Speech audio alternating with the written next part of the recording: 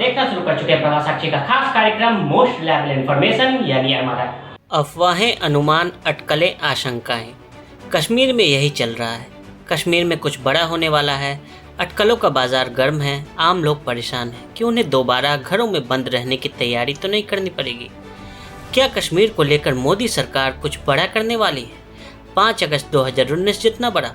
ऐसे सवालों के बीच कश्मीर में तरह तरह की बातें चारों तरफ चल रही हैं। सियासी भूचाल लाने वाले इस फैसले के 683 दिन बाद जम्मू कश्मीर में राजनीतिक खामोशी तोड़ने के संकेत मिल रहे हैं। प्रधानमंत्री ने कश्मीर पर सर्वदलीय बैठक बुलाई है। कयास लगाए जा रहे हैं कि सरकार कुछ बड़ा करने वाली है।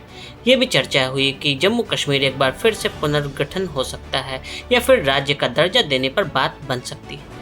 लेकिन सरकारी सूत्रों ने इसे सभी कयासों को खारिज करते हुए कहा कि यह मीटिंग परिसीमन को लेकर बुलाई गई है। केंद्र सरकार जम्मू कश्मीर में परिसीमन किए जाने पर विचार कर रही है और यह बहुत बड़ी बात है। कश्मीर में लंबे समय से परिसीमन की मांग उठती रही, जिसके बाद बीते दिनों परिसीमन आयोग के एक्शन में आने के बाद चर्चा और तेज हो गई।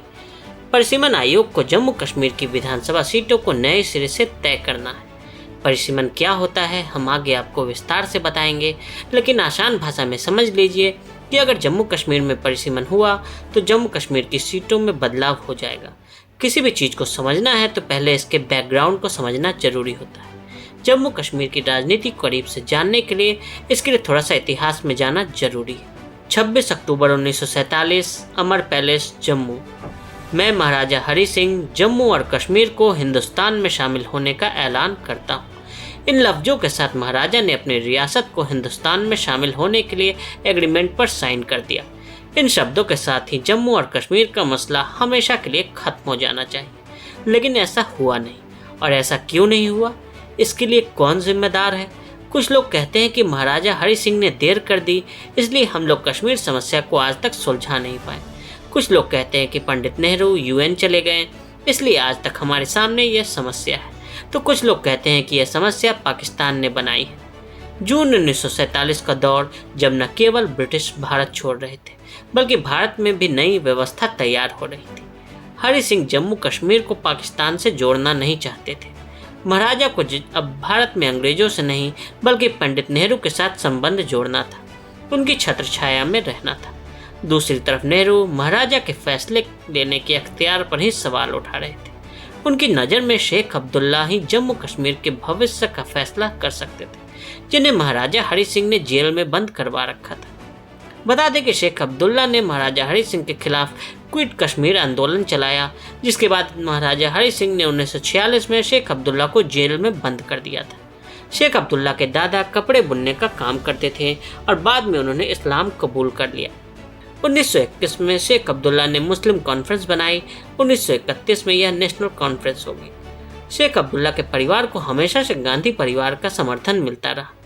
अब्दुल्ला परिवार कश्मीर की राजनीति का सबसे सुखी परिवार माना जाता है। इन्होंने दुनिया के जन्नत पर 1952 के बाद सबसे ज़्यादा वक्त तक राज किया। कश्मीर हमेशा से पंडित जवाहरलाल नेहरू के लिए एक भावनात्मक प्रश्न था। कश्मीर पंडित नेहरू के दिल के करीब था, इसलिए कश्मीर के नेताओं को भी पंडित नेहरू ने हमेशा से अपने दिल के करीब रखा। शेख अब्दुल्ला कश्मीर के लोकप्रिय नेता थे और पंडित नेहरू से भी उनके रिश्ते थे, लेकिन जवाहरलाल नेहरू की दोस्ती का बदला मिजाज शेख अब्दुल्ला की राजनीति को रास नहीं आ रहा था। कश्मीर के मामले में जवाहरलाल नेहरू की कुछ गलतियों की वजह से कश्मीर में शेख अब्दुल्ला का कद लगातार बढ़ता रहा। शेख वर्ष 1948 में जम्मू कश्मीर के प्रधानमंत्री बन गए। शुरुआती दौर में नेहरू ने शेख अब्दुल्ला का समर्थन किया। वर्ष 1953 में कई आरोपों के बाद शेख अब्दुल्ला को उनके पद से हटा दिया गया और गिरफ्तार कर लिया गया। कुछ विद्वानों का मानना है कि इसी घटना के बाद शेख अब्दुल्ला ने खुलकर भारत विरोध शुरू कर दिया। वर्ष 1964 में पंडित नेहरू के द्वारा शेख अब्दुल्ला को रिहा कर दिया गया। यह बड़ी भूल थी, क्योंकि 11 वर्षों की जेल की वजह से वह कश्मीर की जनता के बीच हीरो बन चुके थे। उनके विचार बदल चुके थे। 26 फरवरी 1975 को शेख अब्दुल्ला जम्मू कश्मीर के नए मुख्यमंत्री के रूप में शपथ लिए। शेख अब्दुल्ला के बाद उनके बेटे फारूक अब्दुल्ला भी जम्मू कश्मीर के सीएम रहे। अब्दुल्ला परिवार ने कश्मीर पर लंबे वक्त तक राज किया। अब्दुल्ला परिवार की तीसरी पीढ़ी ने भी जम्मू कश्मीर पर राज किया, लेकिन इसी लंबे वक्त में कश्मीर सुलगता रहा और इस आग को जानबूझकर भड़काया जाता रहा अपनी राजनीति की खातिर। अब्दुल्ला परिवार कश्मीर पर बार बार अपना स्टैंड बदलता रहा।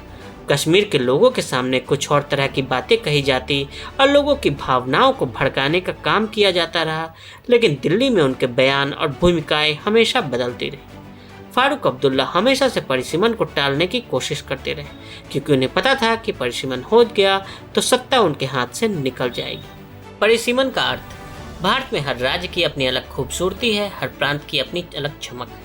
रंग बिरंगी इस देश की आबादी में भी लगातार इजाफा हो रहा है। बढ़ती जनसंख्या के कारण राज्य से लेकर गांव तक का गणित हर लिहाज में बदलता रहता है। लोग पलायन करते हैं तो संख्या की अनिश्चितता लगातार बनी रहती है।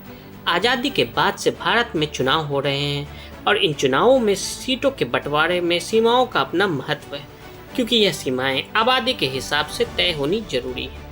तभी सही मायने में एक निश्चित आबादी के लिए एक निश्चित प्रतिनिधि का चुनाव कर सकेंगे।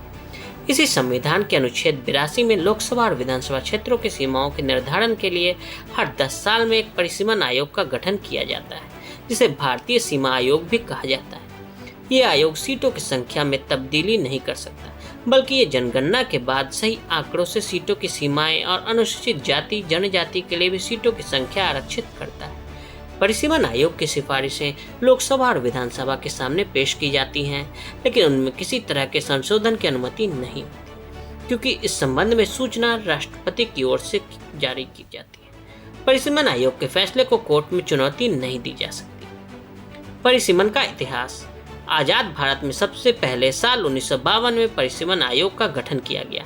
इसके बाद साल 1963, 1973 और 2002 में परिसीमन आयोग गठित किए जा चुके हैं। भारत में साल 2002 के बाद परिसीमन आयोग का गठन नहीं हुआ। सुप्रीम कोर्ट के रिटायर्ड जज कुलदीप सिंह की अध्यक्षता में 12 जुलाई 2002 को परिसीमन आयोग का गठन किया गया था। आयोग ने सिफारिशों को 2007 में केंद्र को सौंपा था, लेकिन सिफारिशों को केंद्र सरकार द्वारा दरकिनार कर दिया जाता रहा, जिसके बाद सुप्रीम कोर्ट के दखल के बाद 2008 में इसे लागू किया गया। आयोग ने साल 2001 की जनगणना के आधार पर निर्वाचन क्षेत्रों का परिसीमन किया था। परिसीमन आयोग का गठन, परिसीमन आयोग का गठन पिछले साल रिटायर्ड जज जस्टिस रंजना प्रकाश देसाई की अगुवाई में किया गया। कानून मंत्रालय की अधिसूचना के अनुसार चुनाव आयुक्त सुशील चंद्रा और 4 राज्यों के निर्वाचन आयुक्तों को आयोग का पदेन सदस्य बनाया गया। उन्होंने तमाम जिला आयुक्तों को चिट्ठी लिखकर उनसे बुनियादी जानकारी मांगी। परिसीमन आयोग को जम्मू कश्मीर की विधानसभा सीटों को नए सिरे से तय करना है। परिसीमन अधिनियम 2002 की धारा 3 के तहत निहित शक्तियों से ही केंद्र सरकार ने परिसीमन आयोग का गठन किया। परिसीमन आयोग जम्मू कश्मीर पुनर्गठन कानून 2019 के प्रावधानों के तहत जम्मू कश्मीर में लोकसभा और विधानसभा का परिसीमन का जिम्मा सौंपा। जम्मू कश्मीर पुनर्गठन कानून 2019 की धारा 60 के अनुसार परिसीमन के बाद जम्मू कश्मीर में विधानसभा सीटों की संख्या 107 से बढ़कर 114 की जाएगी। इसके पूर्व जम्मू कश्मीर की विधानसभा में 111 सीटें थीं, जिसमें से 24 सीटें पाकिस्तान अधिकृत कश्मीर में पड़ती हैं। राज्य के पुनर्गठन के बाद जम्मू कश्मीर में लोकसभा की 5 सीटें होंगी, जबकि लद्दाख में 1। किस आधार पर परिसीमन निर्धारण किया जाता है?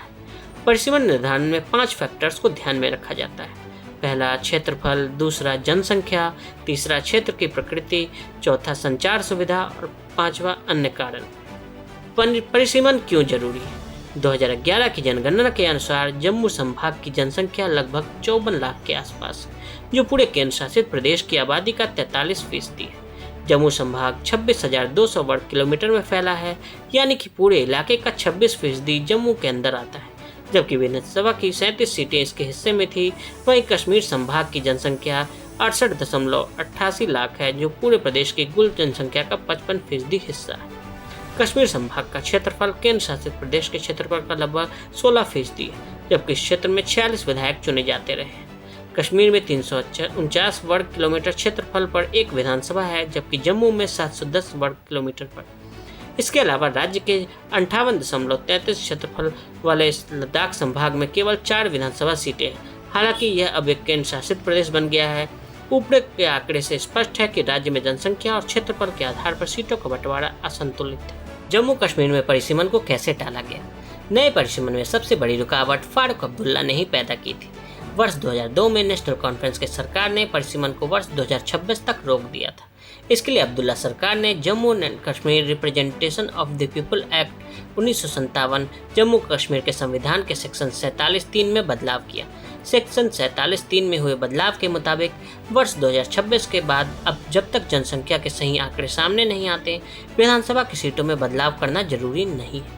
वर्ष 2026 के बाद जनगणना के आंकड़े वर्ष 2031 में गिने जाएंगे।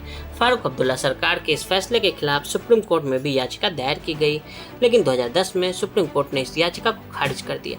फारूक अब्दुल्ला के इस फैसले के खिलाफ पैंथर्स पार्टी के भीम सिंह ने याचिका दायर की थी, जिसे सुप्रीम कोर्ट ने रिजेक्ट कर दिया था। जम्मू कश्मीर के नेताओं को निमंत्रण। द इंडियन एक्सप्रेस के अनुसार जिन 14 नेताओं को बातचीत के लिए मोदी सरकार द्वारा निमंत्रित किया गया है, उनमें पीडीपी की महबूबा मुफ्ती के अलावा नेशनल कॉन्फ्रेंस के फारूक अब्दुल्ला और उमर अब्दुल्ला, पीपल कॉन्फ्रेंस के सज्जाद लोन, मुजफ्फर हुसैन बेग, सीपीएम के MY तारिगामी, कांग्रेस के GA मीर और गुलाम नबी आज़ाद, JK अपनी पार्टी के अल्ताफ बुखारी शामिल हैं। जम्मू के नेताओं को इस बैठक में शामिल होने के लिए न्योता दिया गया है, जिसमें निर्मल सिंह, रविंद्र रैना, भीम सिंह, कविंद्र गुप्ता और ताराचंद शामिल हैं। पाक विदेश मंत्री ने UN के शीर्ष अधिकारियों को पत्र लिखकर कश्मीर मुद्दे का किया उल्लेख। पाकिस्तान ने सप्ताह संयुक्त राष्ट्र सुरक्षा परिषद के अध्यक्ष को पत्र लिखकर विवादित क्षेत्र को बांटने और जनसांख्यिकी परिवर्तन की आ रही रिपोर्टों को लेकर चिंता जताई है। पाकिस्तान के विदेश मंत्री शाह महमूद कुरैशी ने संयुक्त राष्ट्र के शीर्ष अधिकारियों को एक और पत्र लिखा, जिसमें कश्मीर मुद्दे का उल्लेख किया। पाकिस्तान ने अपने नवीनतम पत्र में आरोप लगाया है कि भारत फर्जी अधिवास प्रमाण पत्र जारी करके और अन्य उपायों के माध्यम से कश्मीर की जनसांख्यिकी संरचना को बदलने की कोशिश कर रहा है। पाक विदेश मंत्री शाह महमूद कुरैशी ने कहा कि भारत की 5 अगस्त 2019 की कार्रवाई के बाद कश्मीर में कोई और अवैध कदम उठाने से बचना चाहिए। कुरैशी ने कहा कि पाकिस्तान ने भारत के 5 अगस्त 2019 के कदम को पूरी तरह से विरोध किया है और इस मामले को संयुक्त राष्ट्र सुरक्षा परिषद सहित सभी अंतर्राष्ट्रीय मंचों पर उठाया है। उन्होंने कहा कि पाकिस्तान भारत के किसी ऐसे भी कदम का विरोध करने का प्रण लेता है जो क्षेत्र की जनसांख्यिकी को बदलने के लिए जम्मू कश्मीर को विभाजित करने वाला हो। आज के लिए दें इजाजत और ऐसी रिपोर्ट्स को देखने के लिए प्रभा साक्षी के साथ लगातार बने रहें। फेसबुक और ट्विटर पर हमें फॉलो करें, यूट्यूब पर प्रभा साक्षी को सब्सक्राइब करें।